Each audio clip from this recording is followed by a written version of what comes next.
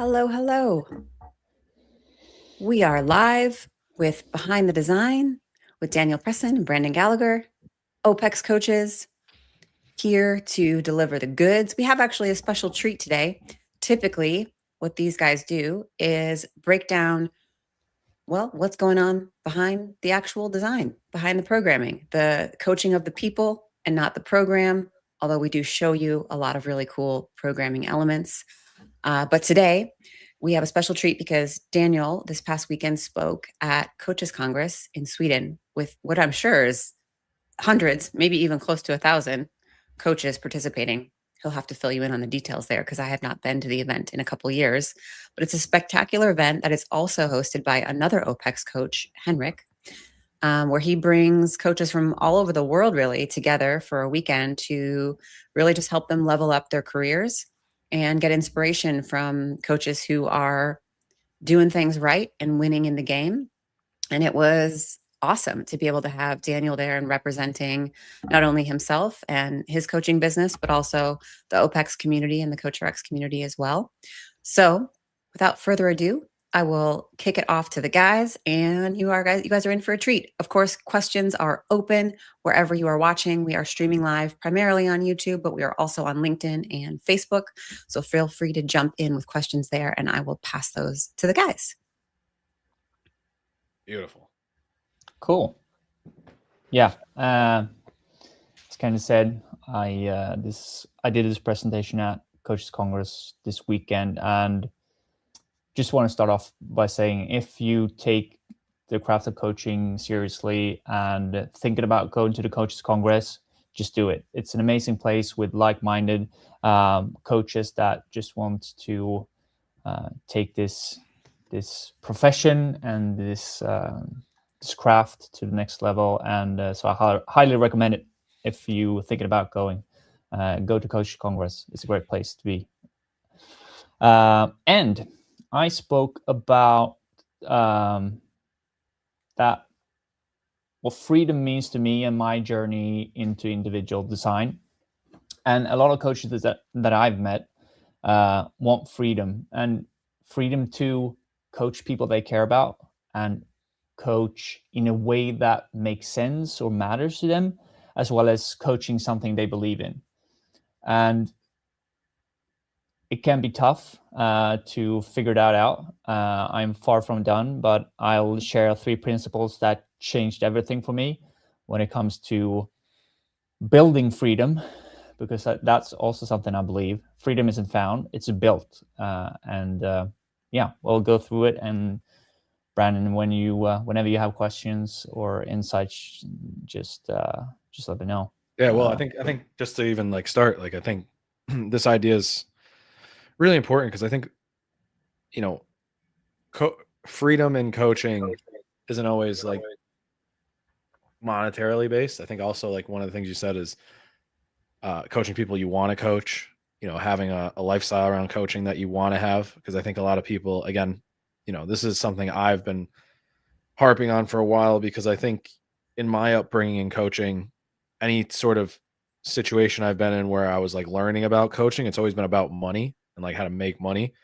And obviously money is a very important thing, but I think when you talk about freedom in coaching, I think a lot of it is around who you coach, when you coach, why you coach, that sort of thing. And I think, I got a chance to go through this seminar that Daniel created before, but I'm excited to see him explain it all. But I think the tactics here are really important to obviously build a successful career. So let's dive into it.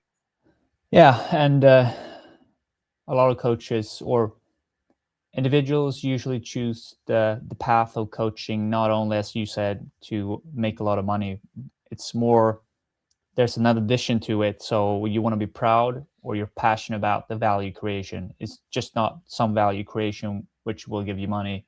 You're usually also passionate and care about and want to be proud of your value creation. And that, yeah, I think when you think about it, when you coach someone you're excited about coaching, everything becomes more fun, more clear, whether it's just because you're good at it and you enjoy it, or because, it's something that gives you excitement or is new, or, you get that little bump in coaching. I think sometimes coaches get in a groove, or they get in this rut of like, hey, I just want to coach someone for the dollar amount that I see, or because, you know, they're a certain status or whatever.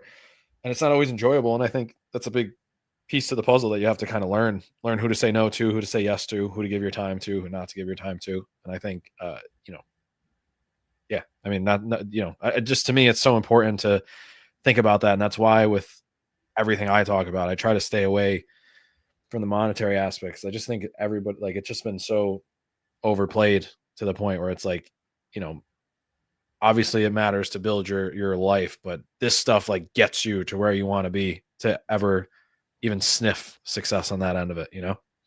Yeah. All right. So I usually start out with this because it's this is a big point or a big moment in my journey, and I was standing kind of halfway in, halfway out, trying to keep all options open and somewhat playing it safe. And my wife, now my wife, just told me that this, like, if you're gonna do this fitness coaching thing, go all in. And she was like, I'm not gonna have you sitting at a finance department being bitter, thinking what if. Mhm. So that's all she asked from me, to go all in. She didn't say like try harder, do more. She just asked me, if I'm going to do it, go all in. So I really had to think about, what does all in really mean to me, and what kind of life, or what kind of direction am I trying to take this? Because I need to define that if I'm even going to be able to go all in, and to respect the like confidence she has in me, and respect her support, because she's the bravest person I know. And for me to respect that is really doing my best I can to actually go all in, and define what that means, to be really clear what I'm trying to do. Um, Did you, so or go ahead. yeah, go. I was going to say, did you ever feel any sort of like pressure from that situation of like, you know, obviously, because I think coaching is something like we've talked about in the past, that it's seen as very like temporary, like it's not really Mm. seen as like a career.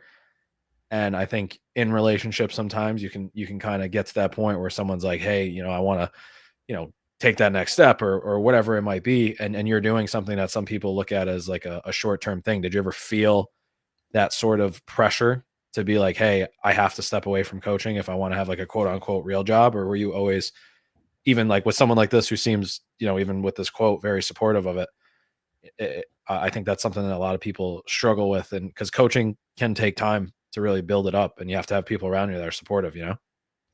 Yeah, and I think this gave me a lot of confidence, because it's the path of a coach isn't always super clear, and that's also why I think people are a bit hesitant chasing that dream, or getting on the coaching journey, because there are a lot of other paths that are more clear or predefined, where you can kind of see all the steps, and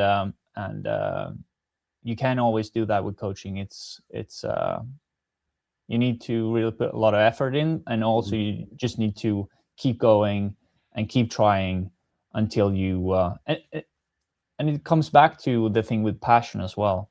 You just need to be true to yourself, and be true to why you're doing this. And it's so easy to get sidetracked, because you have this and this and this that needs to be paid, or like back to what you mentioned about just being monetary, that defining success. But you, or at least I, need to keep reminding myself, why am I doing this, Mhm. and what am I passionate about? And that comes also down to, I know a lot of coaches struggle with marketing, for example.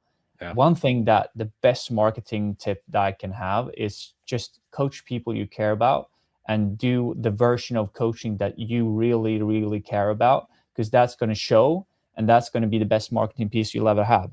Yeah. Then it becomes authentic, and way less friction when it comes to marketing if you just do what you care about. So yeah, and I think also like you find that groove, and yeah, it just takes time. Like it just takes time to really build that vision, and I think that's something. Again, we kind of talked about this just a little bit before Candace hit live, but like I think sometimes when you look at what freedom is to some people, that really changes. And I think with what you just said, like that's the biggest part of it, is like if I really do enjoy a certain aspect of fitness, like I need to have that in my programming. If I really enjoy a certain aspect of coaching, I need to have that in my coaching. And it sometimes it takes people too long, or they get too far away from what that means because they're chasing some sort of status or something that's kind of external, as opposed to like what's internal. And I truly believe the internal takes a little bit longer. It takes a little bit longer because it's not as flashy, or it's not as uh in your face. But I think once you get that part of like the internal, like, it spreads like wildfire at the end of it. Mm. It's like, as opposed to having little pieces here and there where you're like, I'm doing this and jumping and jumping and jumping. It just, at one point, it just ignites and goes, and it doesn't stop. And that's what like the foundation's for. Yeah, cool, agree. So yeah, I've this journey has been awesome so far. I've owned and managed a CrossFit gym, now proud OPEX and Coach RX ambassador, and jumping on fitness project or coaching project I feel meaningful and close to my purpose and why I'm doing it. So the big idea here is, and this is how I'm going to look at it, especially throughout this presentation, is who we coach, how we coach, and what we design. And I've during my coaching career, I've had this order wrong, and you need to start thinking about, and that's what I said with the going back to, most coaches want freedom, and freedom to coach people they care about in a way that matters to them, and doing coaching something they believe in. So I strongly believe that this order is a great way to look at it. So we'll go through 3 shifts connected to each one of them. And first one is going from coaching programs to coach people. And then we'll talk a bit about chasing clarity and trust over being just a cheerleader. And then also trading precision or trading complexity for precision when it comes to design. And we can just start off by, and this is really important to me, and this is something that I've given a lot of thought over the last years, is coach people, not programs. Because I am such a programming nerd. I used to be like thinking all the time about how to write the perfect program. And in the beginning, that was also one of the biggest insecurities, that like, I always felt that I wasn't good enough when writing programs. And that was a big thing for me, where I just kept chasing more education, more knowledge, just chasing that thought of writing the perfect program, until one moment where I just realized that it's more about priorities and coaching the individual. The program is a really important tool. Don't get me wrong. You should put pride in educating yourself and be really good in writing training programs, but it has to come from priorities, and decisions and behavior needs to be in line. Or if you think about decision and behavior as the design, it needs to be connected to priorities. And priorities, the way I usually explain it is that it's the way what goes in the calendar in that order. So how I spend my time. So values and priorities are different. I value my wife more than anything, but I prioritize my work schedule over time I spend with her, as long as it works. But So what goes into the schedule, that is a reflection of my priorities. And when I start up with clients, I always have them list their top 5 priorities, so we can start thinking about, for example, how much time in a week do we have to train. And so when we start out, we figure that out, and priorities will change, but that is the starting point of all the design I make is the priorities. To give you an example, it's I had this one girl, she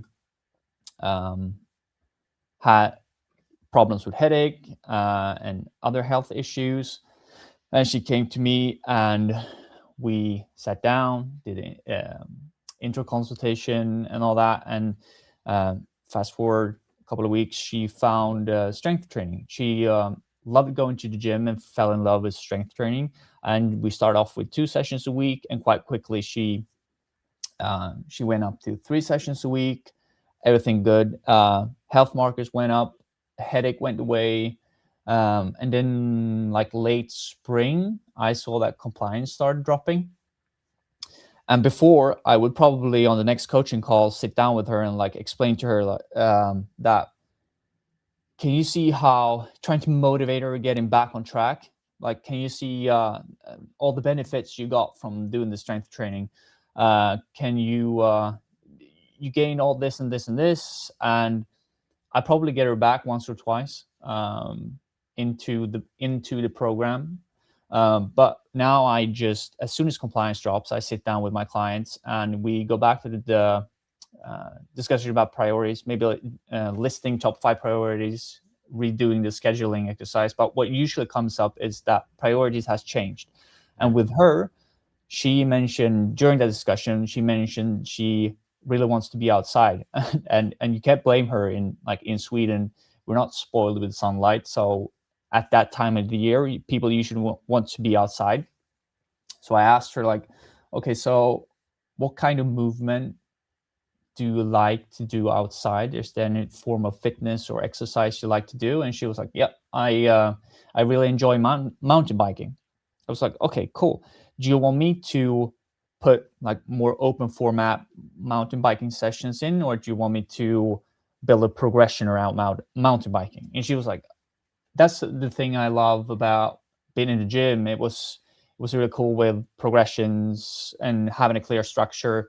So it's like, cool, let's build that around mountain biking. But I'm also a coach that wants to guard the principles I believe in. So I said to her, like, I do believe that we need some kind of resistance work. Can you give me one bodyweight exercise, maybe before or after the biking session? And she was like, cool, I can do that. And I was like, I'll write it in bodyweight exercise so you can do it outside on the porch. And after that consultation, 100% compliance. She loved training, and actually, fast forward now, she's back in the gym. She doesn't want to be outside when it's cold and rainy. And I think it's a good example on the design changed because her priorities changed. Yeah. And if I would have been, so that's like the old way I would do it is think out the perfect design.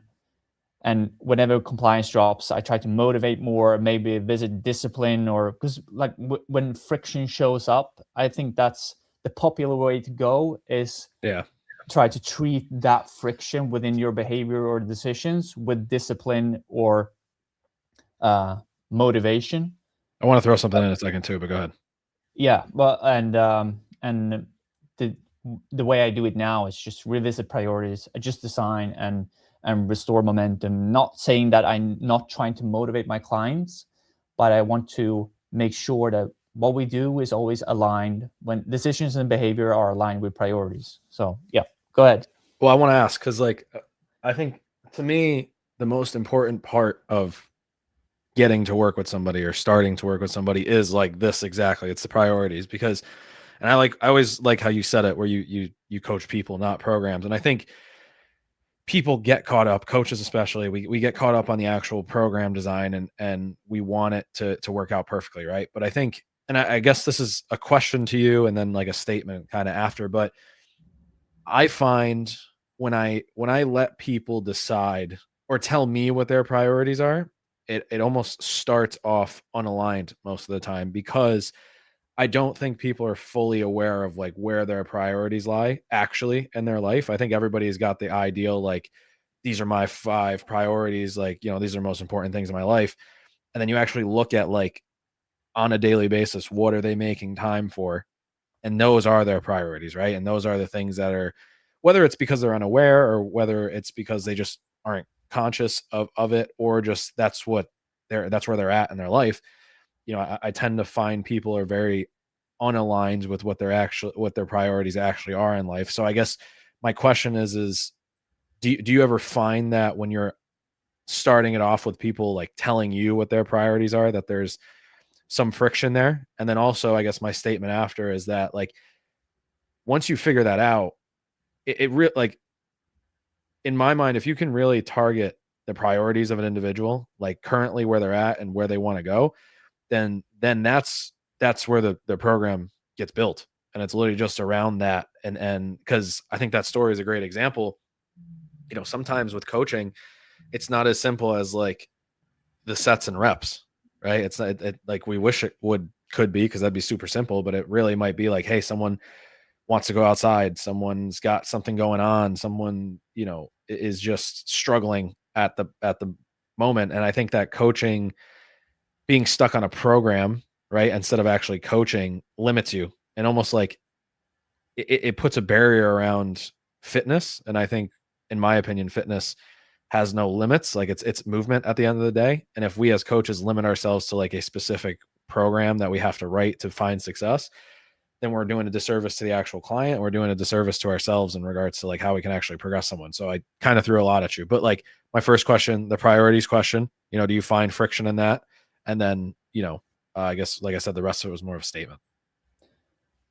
It's I think when you do ask about people's priorities, it's so easy to them starting to list or speak about what they believe their priorities should be, and also have that discussion going back and forth between this is your behavior and decisions, and these are your priorities, and just going back and forth and trying to find what makes sense. And one thing that usually shows up is that they list their priorities, and let's say we list top 5, and it might be being a great mom, be good at work, and then you get down the list and you realize, where are you?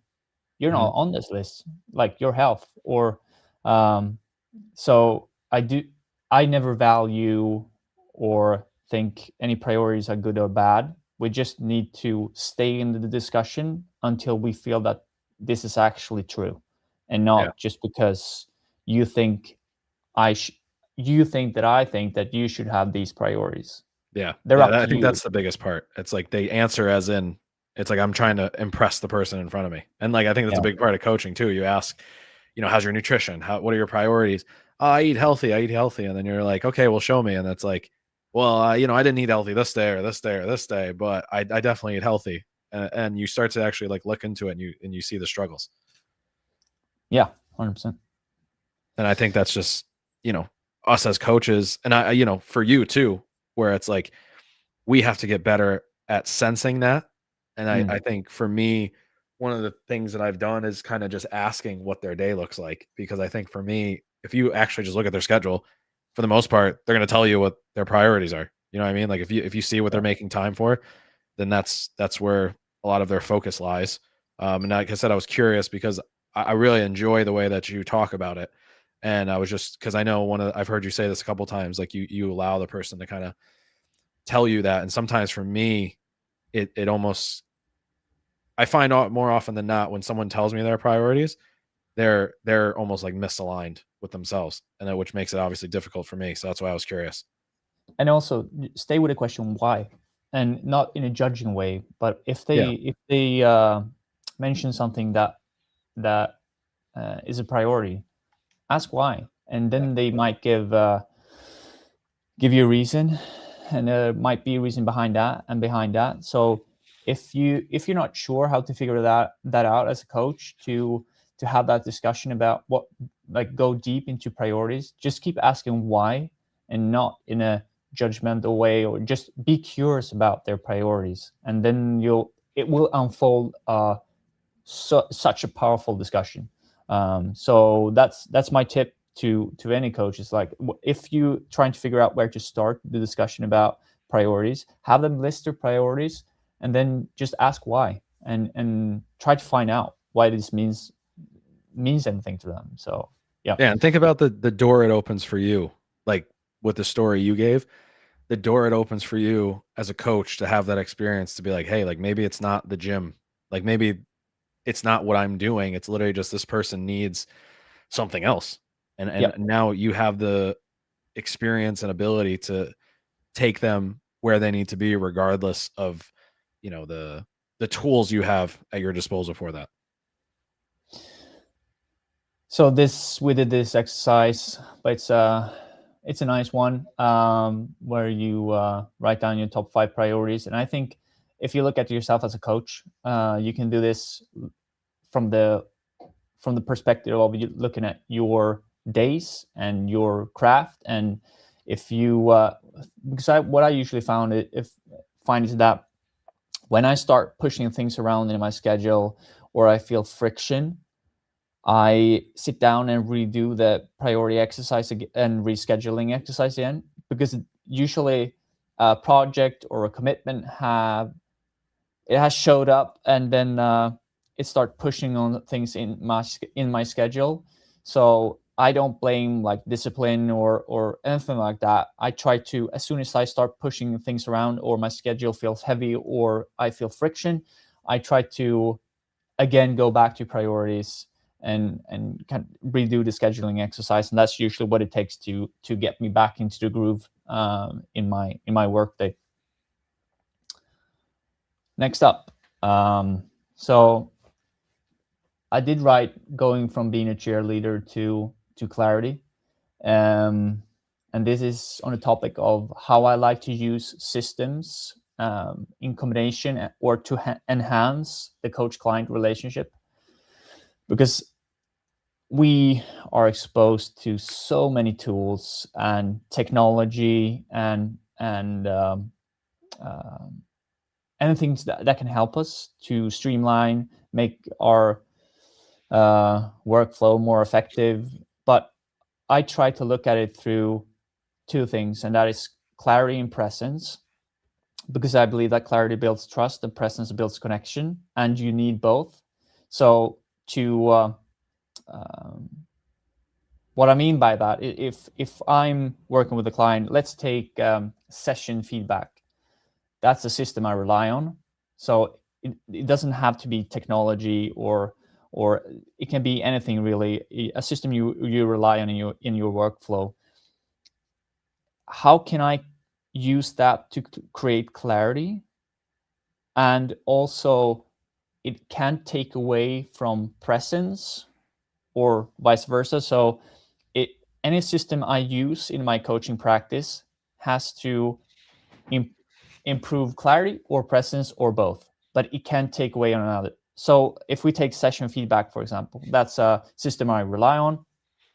And if I say good job, it will probably increase presence. It builds connection. They'll see that I saw what they've done. I given them some feedback. But if I also make sure to mention something, or let's say I could go with good job, or good job with a hip extension on that power snatch. That would also increase clarity, because then it also explains what was good about it. And same with if I try to implement system where I use tools, AI, I try to be real careful to, it might be that it gives me the best explanation, but I try to be careful so it doesn't create distance to my client, or they feel that they lose connection with me. So when I work with systems in my coaching, I try to chase both clarity and presence, because I believe that that will make sure, or at least give me a chance to use systems and tools in a way that will enhance the coach-client relationship and not replace it. Because it's that's a really easy. It's tough with all the tools we can use. So think about it from that lens of those two. I think is really beneficial. What's your thought on that? Yeah, I think you're spot on with the AI thing, because I think, I think these tools are great. I think these tools can be very helpful, but I think one of the things we need to focus on as coaches with AI is to use it to allow us to focus more on the connection and the clarity. And I think what AI can do is take out a lot of the the tedious work that might take away from the connection, where it allows a coach to just solely focus on, how is this individual doing, tracking it, seeing how they're feeling, noticing, being able to notice little things like dips in communication, dips in compliance, because that's what things like Coach RX allow us to do, in platforms and systems and whatnot like that. Because I think for a while, online coaching wasn't really viable because there was such a gap in communication and a gap in like delivery, right?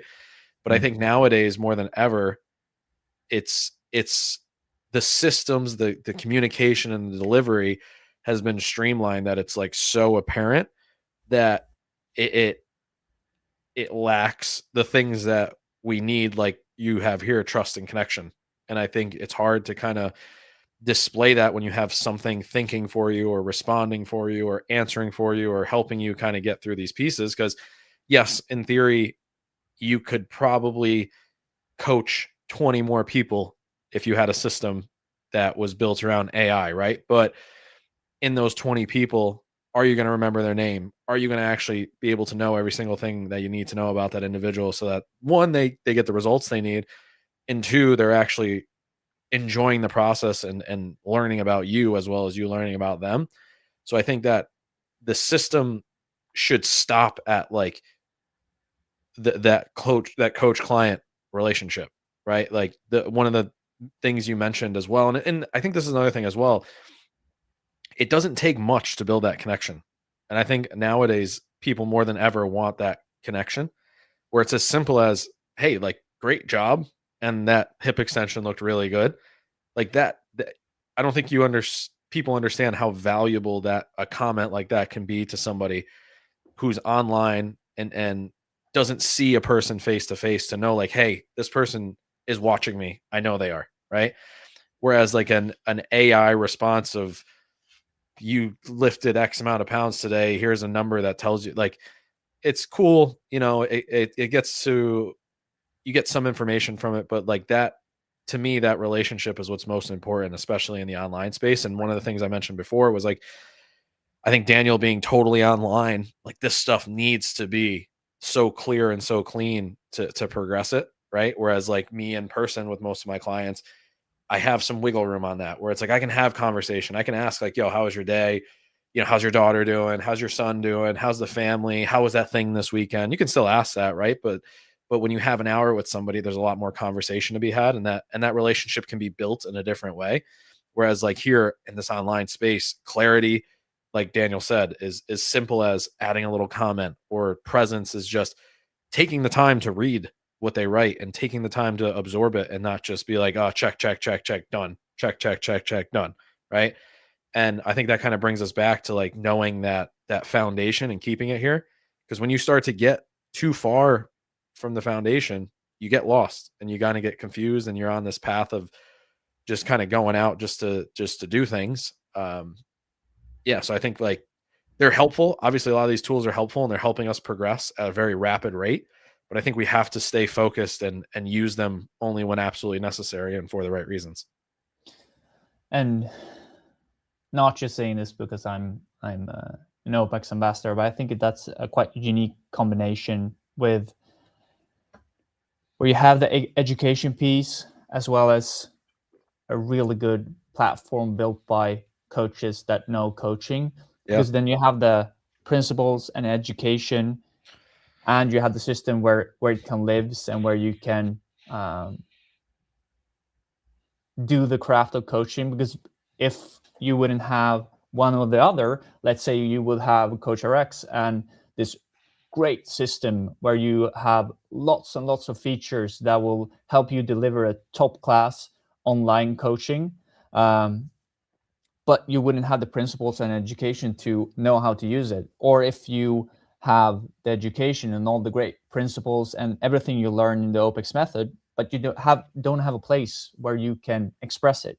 So I think that's the cool thing about OPEX and Coach RX, is that it's a unique combination where you have a really strong, powerful tool where strong, powerful principles actually can live and be expressed. So and I think with what the other places, not to cut you off again, but like one of the, like with these other platforms that I've tried, they are built around scale, and Coach RX is built around like coaching, and then being able to still take it to scale, but like with the foundation being coaching, as opposed to like the foundation being scaling a business to X amount of dollars.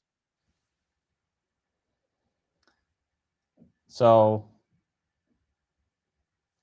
these were just examples on systems I use, like in the initial consult. How can I create clarity when it comes to what's the expectations, what's your starting point, assessment, anything that can improve clarity in where we are, where we're going, what are we trying to do, how it's going to look like.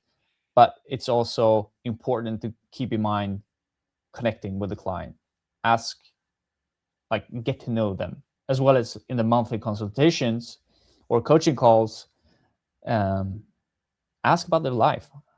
How is everything? It's not just about we did this 4 weeks, with this purpose or this and this and this, and going through the details of the training program going forward. It's also just connect with the client. It's super important, especially as you said, for me being in the remote space.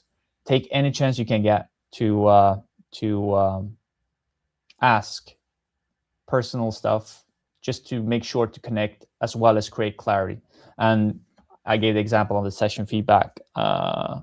So yeah, it's I think it's a good way to look at it when it comes to systems, because we should use them, because it's like having an extra person on your staff. But it's important that we use them in the right way to enhance the coach-client relationship and not replace it. Yeah. So I did an exercise with them during this weekend where they think about one piece in your workflow you rely on, and then they did a small adjustment on how it would increase clarity and or presence. So it can be a good way to every now and then look at your workflow and how you work with clients to assess how everything is working, and also just how can I improve. And even such a thing as feedback, like session feedback, like we had as an example, that can be, I don't always manage to do it, but I strive to create clarity and presence. And the key thing is to always try to be better, always try to improve in your workflow and as a coach. So last one is precision in program design, and this is, I'll just read this one because I've put a lot of thought in what precision means to me. And precision to me is choosing the one intervention that matters most, having the courage to keep things simple, and willing to be wrong. And it's kind of 3 parts of this that, like, if we start with choosing the one intervention that matters the most, is what do I need to learn? What data do I need? And back to Coach RX with all the health data and wearables integration. I use it a lot because I think about it as, what do I need to learn? What data do I need to make the most precise decision that I can do? And what is going to move the needle the most, and also taking into account like the opportunity cost of my decision. If I can achieve the same thing with less, but I still go with my first option, I'm probably wasting people's time. So I just want to make sure that I'm being like picking the one thing that's going to matter the most, and also having the courage to keep things simple. And we discussed this on a previous episode that I don't want to find myself hiding behind complexity and variance just because, like, I don't want to fall into the trap of entertaining with complexity and variance just for that sake. I try to be brave enough to just keep it simple and with clarity and trust, buy myself the room and space to be precise in my design. And also willing to be wrong. The last piece, I do think, like, if we think about the fitness space right now, there's lots and lots of information, and if you seek out information to validate your belief, you'll find plenty. And if we compare it to having the principles and being okay with maybe seeking out information that could falsify your belief, or at least make that journey sometimes, you'll end up on the other side with way stronger principles than if you're just seeking validation in what you believe in.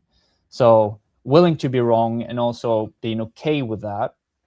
And actually, like in business, I think will come later to intention, progression, evaluation, but I have my business mentor and now a very, very close friend of mine. He said to me when I was 29 at the time, and he's been running companies all over the world, super experienced guy. He one of the smartest people I know. I was taken over as a CEO for his fitness company, and I was 29, didn't know anything about the world, and I was super scared. And he said, like, all I think, you'll make more bad decisions than good ones. All I need from you is know your numbers, like know your data, gather information, as well as be transparent about your decisions and why you did the decision you did, and own your mistakes. Because if you are okay with being wrong and trying to listen to when reality gives you feedback and being open to evolve and progress, I will always have your back. And that gave me a lot of confidence in that role. And I try to look at coaching in the same way. There will be times where you're off in your design, and precision doesn't mean that you're always going to be right. I just need to do what I can to pick the one intervention that matters the most, having the courage to keep things simple and willing to be wrong, and own that sometimes and adjust. And when reality gives you feedback, adjust. That's usually what it takes to keep clients for a long run, and also keep progressing like in a sustainable way. Yeah, I agree. I think one of my favorite quotes from Conor McGregor was, I believe he just fought, I want to say Chad Mendes. I don't remember if this was the exact quote, but he had a fight, and after the fight, he said, "Precision beats power and timing beats speed." And I think that, like, in programming, I think a lot of the times, and in life too, we get so caught up in doing. And I think one thing that, and I'll say this too, your boss, like, hearing that from a boss is really rare too, or someone who, the owner of the company, where it's like, hey, listen, like, I got your back as long as you give me a reason to have your back, right? You're making honest decisions and you're going about it. And I think a lot of coaches, instead of taking the time to be precise and taking the time to, like, understand where things have to be and when, they just try to go through it with these complex things and don't actually have an understanding of why they're doing it. It's just like, hey, this seems complex, and if it's more in depth, then it must be right, you know. And I think with one of the reasons I love that quote is because in fighting, there's there's times in fighting when people become very focused on the knockout, or they become very focused on, like, having a certain type of mentality. And really, if you can just know where you need to hit and do it before the other guy does, then you're going to win. Right. And it's the same thing within program design is like, if you know what you need to hit and you know the timing at which you need to get there, like just stick with your guns. Know that when the time comes, have your reasons why, have your data, have your understanding. Because to me, that's just trusting yourself as a coach. And then the last part, if you do mess up, that's it. Understand, be willing to kind of make that change. And I think any person that's successful in coaching, any person that's successful in business is one who's willing to shift on a dime and willing to say like, hey, this isn't working. I need to go to this. I made a hire. It's not working. They need to go next move. I made a decision for, I've made this multiple times. I've had decisions in my life outside of like coaching that I've made where it's like, I'm living in this place or I'm working at this job. And shortly after, I'm like, this ain't it, and it's not dragging it out. It's just like, I'm out, I'm done, make the decision, leave, next thing.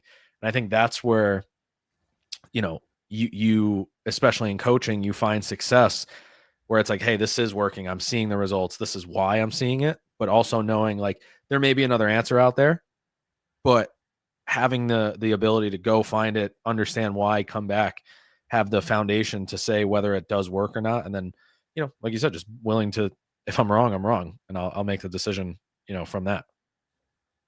Yeah. And yeah, we've touched on this, but complexity feels like value, precision creates value. And I do believe that it's being precise and not doesn't mean that you're always going to be right. But if you're precise and you create clarity and trust, that will create value for the long run. Complexity might feel like value and create some short-time value. But if you're in this, want to have clients for 5+, 10+ years, precision is the key. Mm-hmm. And one thing I use, and this is more kind of hands-on in when I do my design, and these have been with me for quite a long time, it's intention, progression, evaluation. And so if we start with intention, what's the intent? The intended stimulus, can that client actually express it? And then with progression, it's how does this fit into the bigger picture? How am I going to build on this over weeks, months? And also evaluation. How am I going to know that this is going to work? Or how am I going to assess that we're moving in the right direction? And I try to do this for every piece in my training program. Mm-hmm. And it sounds simple, but when you start looking at your design, you look at a whole week and you go through intention, progression, evaluation for each piece, you'll find a lot of places where you really have to rethink, because it's, and also with intention, like define success. What's the success with this one? What are we trying to achieve? And and we spoke about this on a previous episode, when you really define the intention and go through all these stages and experience that with the client, where you really define success and intent in the beginning, and you get to a point where you get to assess and celebrate wins, and experience that journey with a client, it's such a great experience. And I think that experience is why a lot of people are into coaching.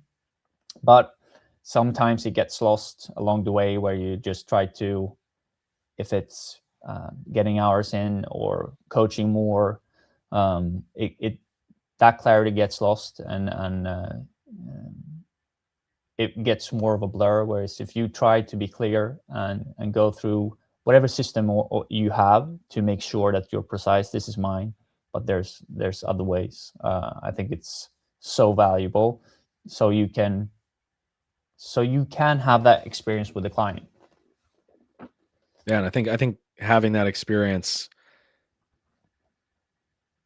you need to trust yourself to get to that experience, because I think if you don't actually trust yourself as a coach to go through this process and make the mistakes and write the design and understand how to find those priorities and kind of like start from everything we've talked about, you need to trust that you have the ability to do that. And that's when it becomes fulfilling. And that's when you get to the results. Because if you start to fall off the path or not listen to your gut or not listen to the priorities or not have these steps, you're not going to get there anyways, you know? So it's just, you have to trust yourself. You have to trust this process, and you're going to get there. And then you're going to see, like, you know, and I'm sure Daniel, I know I've had this with a bunch of different clients. I know you've had this with a bunch of different clients. The way you get there is probably different for every single one, you know, like that, the way you actually get to that end result is so different, but you still get to the end result by using these principles. And also, I want to say, it doesn't have to be, because usually when people look at this, they think about it as in number, or I want to hit this. It can be like the intention can be that my client having a rough day, progression of the piece. It might be that they get to do something they really enjoy or having fun with. Progression would be have a less of a rough day, and the valuation is, do you feel better? And it doesn't have to be numbers. It can be anything really. Just make sure to know and define the intent and what's the progression, or what are we trying to achieve, and how does it fit into the bigger picture. And it can be that simple of I'm having a rough day, I having less of a rough day, and that's success. Yeah, literally. And I think that's so important to understand, because that's programming in a nutshell. It's like, what is their goal and how do I design around it? And it literally might just be, I want to touch a dumbbell for the first time in 2 years. You know, it's just something as simple as that, and that's success. And you don't have to go too complex around that. And it's back to it. It's, one should respect the importance of really high level program design and making sure that you know the principles. But it's you have to think about it as, I need to strive to really educate myself in the principles, so I can buy myself with structure and principles, buy myself the room to be confident in this really varied space where you need to meet the client where they are. And I think that's the big thing with individual design. Make sure to know the principles and have a structure, so that you then can allow yourself to meet the client and also have a portion of creativity, because you can just jump to that, because then you'll never find confidence as a coach. You have to go through that path of trying to master principles, but then also at the end you'll see that it's such a big variation in terms of the design and who is the individual. So and I think also, like, and you know, for someone like us who have such a wide variety, and even like in programming, complex often becomes like you've said, the scapegoat of having to like actually understand it. Because, you know, think about it, when you talk to like high level coaches or people who are doing coaching at a very high level, we're all kind of saying the same thing on a daily basis. It's like, you know, hit these patterns, do it consistently, do it to a point that you can that it fits your lifestyle. And that's complex in and of itself, right? Like, complexity doesn't mean these insane supersets or this progression that goes from, you know, 6 to 12 months, whatever it might be. Like, to me, complexity is building out something that someone can actually sustain when life's easy and when life's hard. And I think that us as coaches have to shift that and continue to do what we're doing on our end, you know, within the education, within the actual application, the like this weekly show is just showing that complexity isn't always the answer, but being able to get there when you need it. Because I think that's a big thing as well, as like you said, we can get there if we need to get complex with a program, or if someone needs something that isn't the average coaching situation, but we have that ability to understand like what's necessary and what's not. And I think that's where understanding complexity gets you. Yeah, agree. So this is just exercise I described, where you can go through your pieces in your training program and remember that precision isn't being right. It's being willing to adjust when reality gives you feedback. And yeah, so back to where we start this. that a lot of coaches want freedom, freedom to coach people they care about, coach in a way that makes sense and matters to them, and coach something that they believe in. And try to define freedom for yourself, because freedom isn't found, it's built. And that's what I believe. And I believe that freedom is built when you stop coaching programs and start coaching people. I believe that freedom is built when you do it with clarity and trust. And I believe that freedom is built when you go for precision over complexity. So whatever freedom looks to you in the coaching profession, or whatever your journey as a coach looks like, I'll give you the same thing that as my wife gave me. Go all in. That's the best advice I can give. I got nothing else to add to that one. That was beautiful. Cool. Yeah. So hopefully some takeaways for you guys listening. It's if you're thinking about being a coach, do it. 100%. That was so great, guys. I mean, obviously, I'm like #1 fan of all OPEX coaches, but just super proud, Daniel, that you were able to do that. Super proud of the conversation that you guys had just now. It's awesome. So what was the reaction like? Did you take Q&A from the audience, and what kinds of questions were tossed your way about the journey? They said, Rich Froning, who? Who's that guy? You know, you always keep in mind when you have a lecture in Sweden, the majority of people are Swedish, and usually we don't speak. That's our main thing. But I had some questions about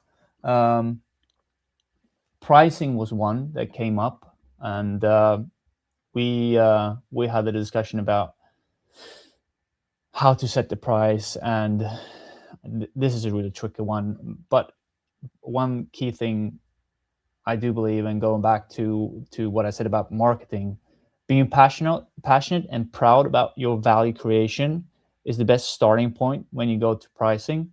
Because if you are really proud and sure about the value you create, it's going to be so much easier to be comfortable to value yourself, as well as explaining that value. Because if you're not sure, it's going to be really hard to set the price. So that was one. And that's a really good point. I think this comes up a lot, especially as we have like newer coaches that are coming in and going through the method. And something I think OPEX coaches have as an advantage is like the method becomes, well, the method is the way to deliver your model, but the model itself of individual design is an offer that is very unique to the market. I know you guys spend a lot of time going back and forth around that concept of depth versus scale. And, scale means something different in the individual design practice world, because, scale for some might look like a 20 client roster. In other cases, I think like Sam Smith comes to mind, where over 100 clients at one point, and he was able to effectively manage that, probably working a lot. But it's different than selling a program and getting a couple hundred people to get into that program, but not actively coaching, right? So you're, to your point, coaching the program versus coaching the people. And it's really easy, I think, to start to think about price point when you have offer clarity. So to your point, understanding your value, but being able to articulate that in a really well packaged offer, the pricing becomes it makes a lot more sense, not only to you, but also to your client, that your potential client you're presenting the offer to. And also one thing that I heard during the weekend was find the people that wants to find you. So you don't have to get all clients. Just make sure to, because they haven't heard your voice yet, and find the clients that want to find you. Do something you're passionate about, something you believe in, and there will be people that think it will resonate with them. And so that's a big takeaway for me from that weekend. I know, Daniel, you've shared this with me before, but just for the sake of this audience, the journey from you going from managing and running the gym to going full remote. I know that was about a 6-month process for you, but can you share a little bit more about the details of that process or that 6-month transition that you went through? Yeah, so I sold my part of the gym, but I was still renting my office space at that venue. So I was still in the community, and the majority of my, I'd say half and half of my client base were people I've met in my local community, and then also having some people that just came in from the remote side. But I think even if you want to go full remote and that's something you are looking to do, start with your local community. Even if you coach your neighbor in a remote setting, it's a great way to start, and that will spread. But I think where coaches get lost and is where they think about remote coaching as they just sit down, and now I try to reach worldwide and everyone, and it's so easy to get lost in that or get stuck. So I'd say find a community, even if the end goal is going remote. Find a community, find people close to you that you can start coaching, and from that place start to expand or reach out and see what's working, what kind of people do you work well with, and take it from there. Because it's so easily lost when you think that remote coaching is my thing, and then I just start at square one with remote. But start with people around you, coach people. Agree. I know. And Brandon, you're so good at this too, in terms of being connected to your local community and using your local presence to amplify those interactions through your digital content to acquire remote clients as well. But I mean, Brandon, maybe share a little bit about some of the things that you're doing outside of just training in the gym that you're training at, but to create more local presence and proximity and then use that as content. Yeah, I think one of the biggest things too, like even at the gym, I have a client who's a trainer, and she's a very successful trainer at the gym that I train at. She's been doing it for almost 20 years. And I think one of the best things she told me was to like, one, treat yourself as like an authority figure in your area, but also like at the gym, like talk to people, have conversation. Like I had a moment last week where I got to the gym 7:30 in the morning, and as I walked in, I had like 8 fist bumps waiting for me, like good morning, good morning, good morning, good morning. And it was one of those moments where I was like, yeah, like that's what you need. Like that's the start of like having that sort of career. Like the people around you need to know you, they need to see you, they need to hear you. So it's like I try to put out content as much as I can, whether people listen to me or not. They're going to see my face. I've even in the last 2 weeks, I've had the most amount of people reach out to me and either compliment me about the podcast, listen to the podcast, or ask about working with me. And I've been, putting out content for like a really long time. And as I've been local and people have seen my face, they see me show up, they see like, you'd be surprised at how many clients I've gotten just by showing up every day and just being there at the same time, training hard, not skipping sessions, not canceling, and people see you, like people watch. And I think that's another thing too that people forget is like, whether they know you or not, they watch, they see you. They're like, I see that guy every single day. I seen that guy here for 6 months straight. I seen that guy for a year straight. I've seen him on Instagram. I see him all over. And that's how you start to like build the rapport where, I've had people just come up to me that I never talked to, and they're just talking to me as if they've known me, which is, it's good because it's like that, there's that barrier of entry is like gone, whereas a lot of people won't have that conversation. And then I think outside of that, obviously for me, like building the Coach Connect, having this, having, obviously my background in coaching, locally, owning a gym in the area, then obviously leaving and having all the things that I've done the last 5 years and coming back. It's just authority, like, and authority from the fact of like being consistent and showing up every single day. And that to me has just been the biggest thing, even in what I've tried to do with marketing. And obviously you and I have had a ton of conversations about this.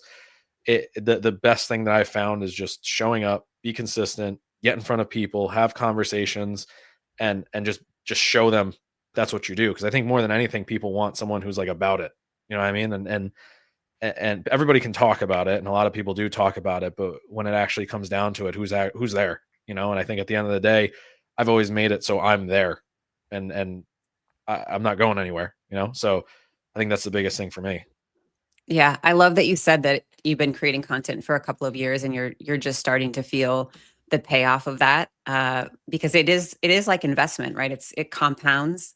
Yeah. That library that you build compounds. But if we think about just normal human behavior when we're out and about, let's say you're, out at a coffee shop and you meet someone, the first thing they typically do is like look you up online and then Yeah. creep on your profile, and then they start to binge your content. So the balance of like being social in real life and creating those connections in person, that carries over to, viewers on your content, which, to your other point, when people start to spend that time with you, that parasocial relationship develops more strongly because they're getting to know you. They're getting to understand how you think, how you coach, your vibe, your personality, and you're helping them pre-decide eventually that you're either the coach for them or you're not the coach for them. And either one is okay because you only want to work with people that you're the right coach for.